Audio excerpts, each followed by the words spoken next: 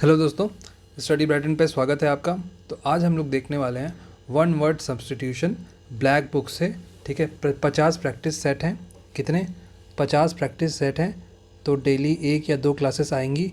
Class इस channel के साथ जुड़िएगा और देखिए डेली 1 या 2 क्लासेस आएंगी। एक प्रैक्टिस सेट में आपको 10 क्वेश्चंस मिलेंगे। ठीक है, एक प्रैक्टिस सेट में 10 क्वेश्चंस मिलेंगे। तो 50 प्रैक्टिस सेट है अगर, तो आपको मिल गए 50 इंटू 10, इट मीन्स 500 क्वेश्चंस। ठीक है, और ये 500 क्वेश्चंस किसी भी एग्ज़ाम में बहुत इंपॉर्टेंट रोल प्ले करता है, तो देखिएगा। ठीक है, तो आइए चलिए अपनी क्लास स्टार्ट करते हैं। तो देखिए सबसे पहला क्वेश्चन ये है, ये हमारे पास वन वर्ड सब्स्टिट्यूशन का सबसे पहला क्वेश्चन ये है, that which can not be corrected, जिसको हम करेक्ट नहीं कर सकते। ऐसा वर्ड मतलब बताओ जिसको हम करेक्ट नहीं कर सकते और उसको वन वर्ड सब्स्टिट्यूशन में शोकेस करो। ठीक है, तो उसका देखो, जिसको हम करेक्ट नहीं कर सकते कह सकते, उसको हम कहते हैं इनकॉरिजिबल। क्या कहते हैं? इनकॉरिजिबल। ठीक है, और भी वर्ड्स हैं जो कि इम्पॉर्टेंट हैं, जैसे कि इम्प्रैग्नेबल। इम्प्रैग्नेबल मतलब क्या होता है? जिसको आप अनेबल टू बी कैप्चर, जिसको आप कैप्चर नहीं कर सकते और ब्रेक नहीं कर सकते, उस वो क्या होता है? इम्प्रैग्नेबल। प्रैग्नेबल, इम्प्रैग्नेबल, जिसको आप ब्रेक नहीं कर सकते। ठीक है, जिसको आप ब्रेक नहीं कर सकते दैट इज़ इम्प्रैग्नेबल।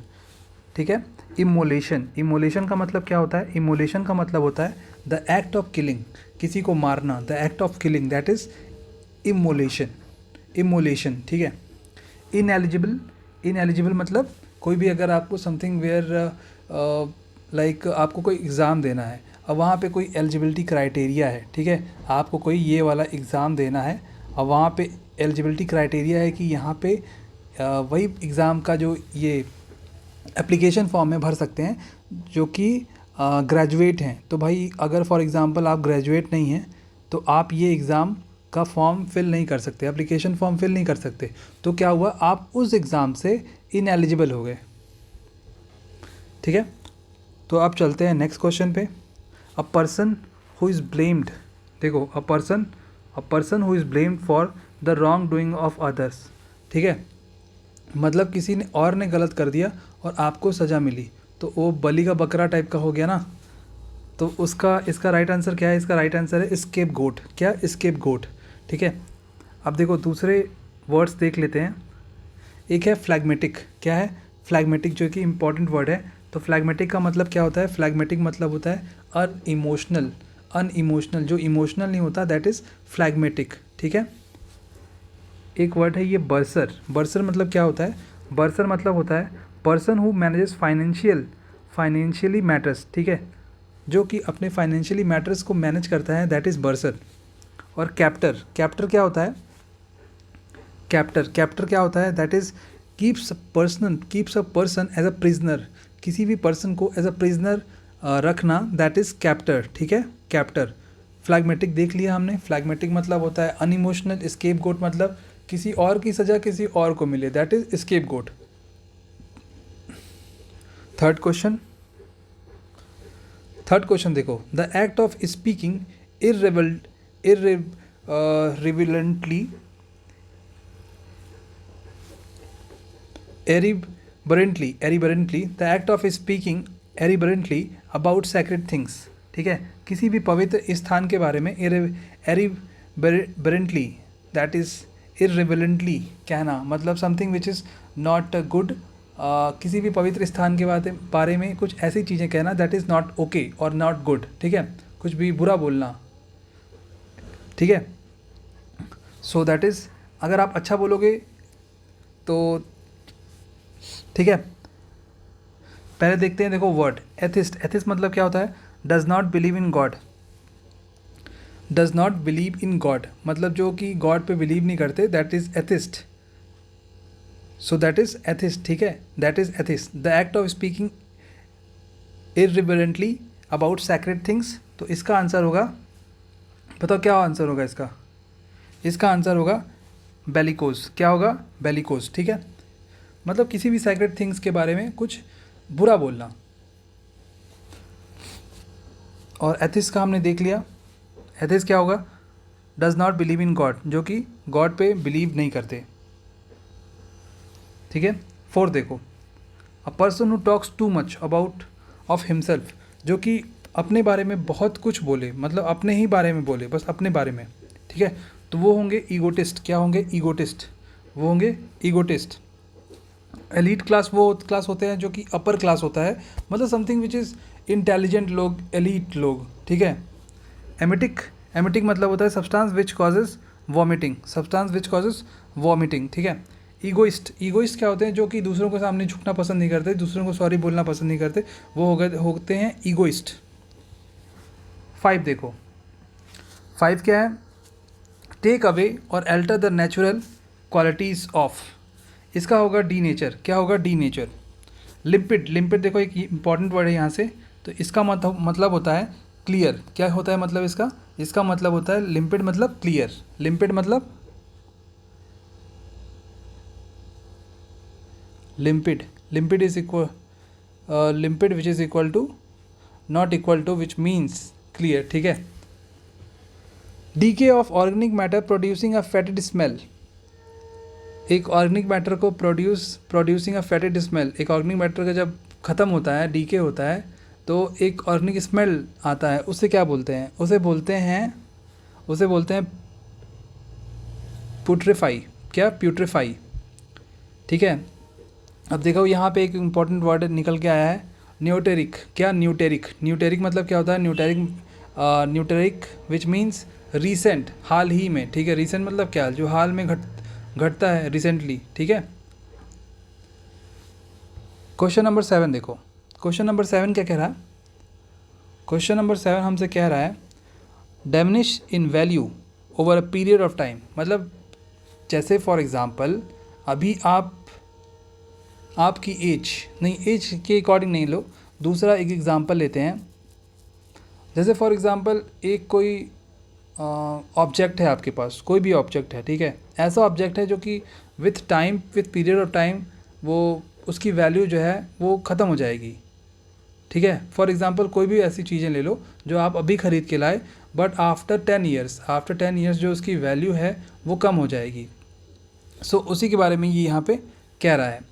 तो उसका देखो, उस वैल्यू को, जो इतना बड़ा स्टेटमेंट लिखा है यहाँ पे, damage in value over a period of time, तो उसको अगर एक वर्ड में रिप्रेजेंट करें तो क्या होगा? उसे बोलेंगे डिप्रिशिएट। क्या बोलेंगे? डिप्रिशिएट। यहाँ से देखो एक वर्ड निकल के आया है अग्रेंडाइज। क्या? एग्रेंडाइज। तो इसका मतलब क्या होता है? इसका मतलब होता है to increase power, rank, wealth, that is aggrandise. क्या? एग्रेंडाइज, ठीक है, किसी चीज़ को बढ़ाना। एस्केलेट मतलब भी वही होता है,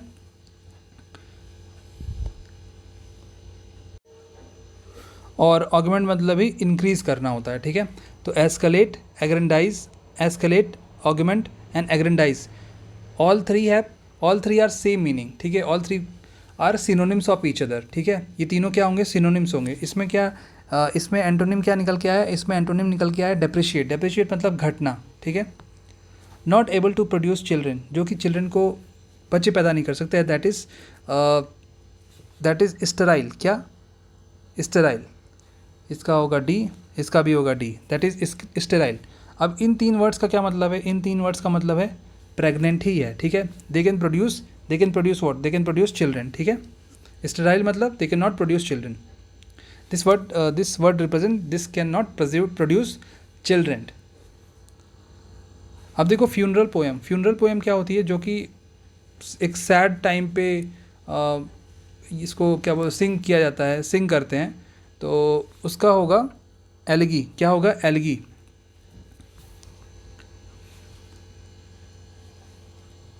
और यहाँ पे देखो लिखा है सोनेट। सोनेट मतलब क्या होता है? ये किया सोनेट नहीं है, ये है poem. A poem has 14 lines. क्या?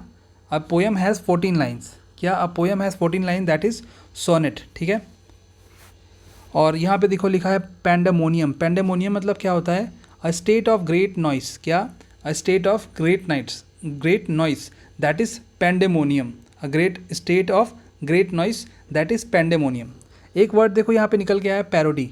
पैरोडी मतलब क्या होता है? A piece of writing speech in funny way, मतलब किसी भी चीज़ को लिखना या फिर स्पीच देना एक फ़नी वे में, तो वो क्या हो गया? पैरोडी हो गया। पैंडेमोनियम देख लिया। पैंडेमोनियम क्या है? कोई ऐसा प्लेस या फिर स्टेट, मतलब जहाँ पे बहुत हुल्लड़बाजी हो रही है, लाइक बहुत ही, क्या बोलोगे आप, बहुत शोर शराबा हो रहा है, दैट इज़ पेंडेमोनियम. सोनेट मतलब अ पोयम हैज़ 14 लाइन्स. कितना, क्या, a poem has 14 lines, that is sonnet. Elegy मतलब a funeral poem, a poem which you can sing, which you sing in the sad time. Okay, at the sad, when you're sad you can sing the poem. What poem? Which poem you can sing? You will sing elegy, a funeral poem, that is elegy. ठीक है. अब देखो last question है आज की class का. आज की क्लास का लास्ट क्वेश्चन क्या है? आज की क्लास का लास्ट क्वेश्चन हमारे पास ये है कि,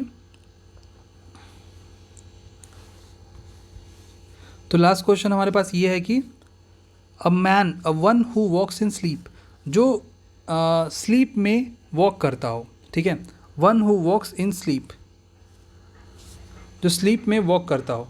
तो बताओ वो क्या होगा? देखो वो होगा सोमनम्बुलिस्ट. क्या? सोमनम्बुलिस्ट. देखो एक वर्ड यहाँ से निकल के आया, न्यूमिस्मेटिस्ट.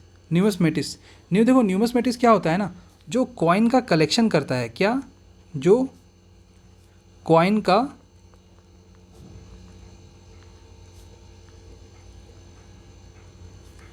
का कलेक्शन करता है उसको कहते हैं न्यूमिस्मेटिस्ट. फास्टिडियस एक वर्ड निकल के आया जिसका मतलब होता है डिफ़िकल्ट टू प्लीज़, किसी को मनाना बहुत डिफरेंट, मतलब बहुत डिफ़िकल्ट हो, तो दैट इज़ फास्टिडियस. और ड्रोबर मतलब क्या होता है?